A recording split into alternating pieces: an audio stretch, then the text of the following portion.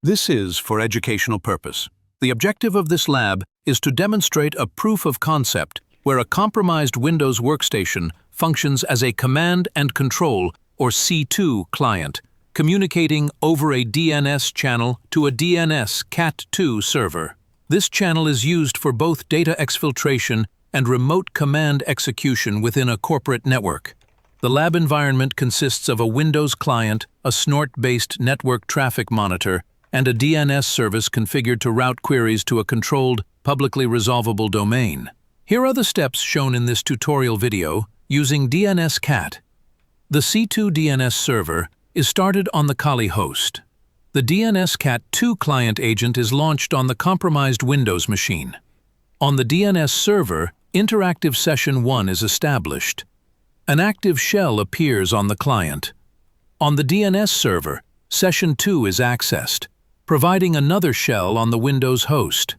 The current user running shell commands is verified. The shell session on Windows is exited. The operator switches back to session 1 on the DNS server. Port forwarding is initiated for remote desktop on port 3389 from the compromised host.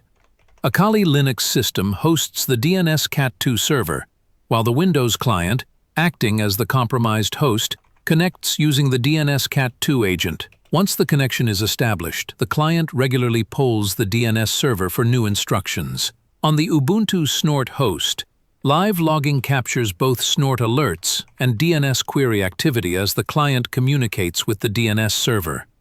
This setup enables an interactive remote shell to be spawned, allowing commands to be executed on the compromised client. Sensitive data can then be exfiltrated using DNS tunneling techniques. To prevent the type of DNS-based command and control, C2, communication, the following layered security controls are recommended. DNS monitoring and filtering with deep packet inspection, DPI for DNS host-level protections. Endpoint detection and response, EDR, such as Microsoft Defender. Network segmentation and policy with restrict outbound DNS, regular Purple Team exercises to evaluate detection and response.